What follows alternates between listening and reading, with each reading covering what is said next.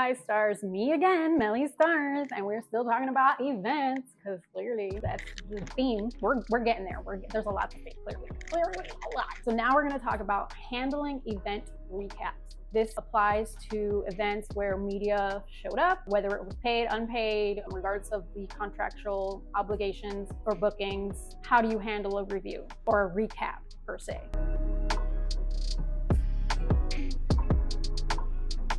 The first thing you want to do is you want to follow up within a couple of days. I wouldn't say the next day or anything like that because everybody still has a lot of footage. Everybody has to recover. And especially if your event is on a weekend, let's say your event is on a Friday, the media publication might have another event on Saturday or on Sunday, and they might not be able to start on your recap until after that. So I would say if it's on a Friday, reach out by like Monday or Tuesday. If it's on a Saturday, maybe like Tuesday, Wednesday. Sunday, probably like Wednesday, Thursday. Give it a couple of days, just follow up, ask them, thank them for coming out. Again, regardless of if you paid for it or not, be fucking thankful. Maybe ask about an ETA or kind of go about it in a way where, oh, I know that the event just happened and you have a lot to get through. Just, wanted to get an ETA if you have one, things of that nature. Then you should also, when you're following up, ask if they need any assets. Any event assets, whether it's pictures, names, anything like that. Sometimes when you're at an event, you might not catch everybody's name, like the spelling of everyone's name correctly.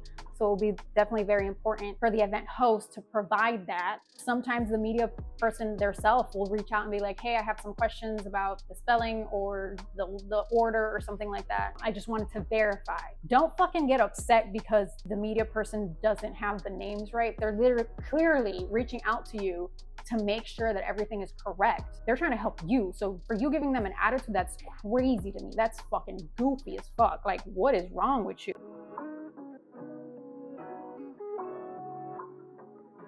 Another thing you want to do once the event recap is finished, read through it, check for errors.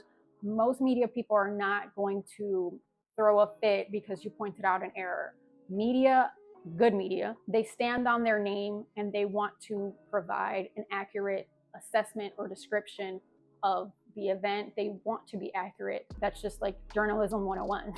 Accuracy. If they reach out to ask you for things, don't be a douche. You want to work out all of those inaccuracies because it's also a reflection of you regardless. All of this is a reflection of you. Regardless of the media source, it's a reflection of you as the event host, organizer, whatever it is. It is a reflection of you. So if there are any inaccuracies and you did not work with the media publication to figure that out, they can sit there and they can write a little disclaimer. We reached out to so-and-so for clarification, but have not gotten a response. That happens a lot. If you read articles, especially like crime and stuff like that, a lot of times it's like, oh, our team had reached out to so-and-so's team to verify. They did not respond or they said no comment. That's part of journalism. There's nothing to get upset about. And it's not for you to bash the person. Well, you got it wrong. Well, yeah, no shit, I got it wrong. That's why I'm reaching out to you so you can help me get it right. Shit's wild to me.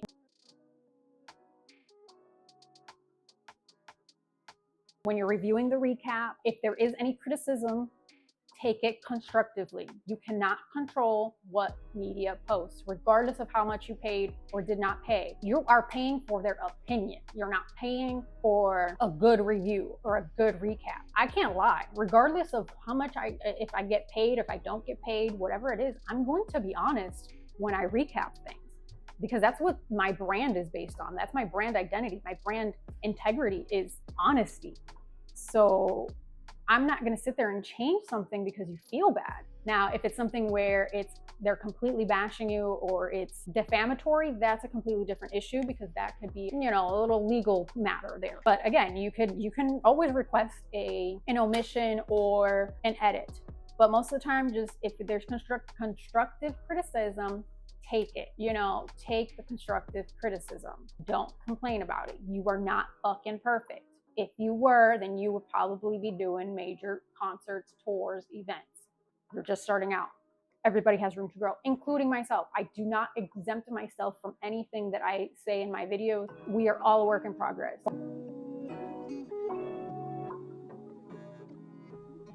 Once you get through all of that, you want to promote the recap. You want to promote it because otherwise, why do you have it? Why did you bring out the media people? Why did your artist bring out you want to promote it.